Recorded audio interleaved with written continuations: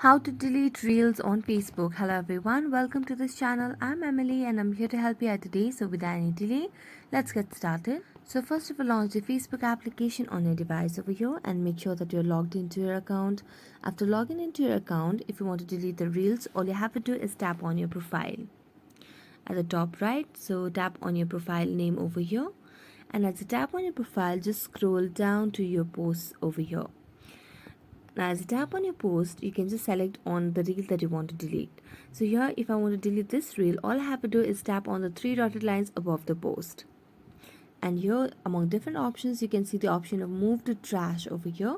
So tap on move to trash and it will give you a pop-up if you really want to move the item or the reel to the trash.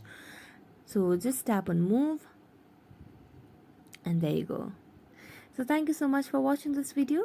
If you enjoyed watching it, don't forget to like, subscribe and hit the bell notification. See you next time.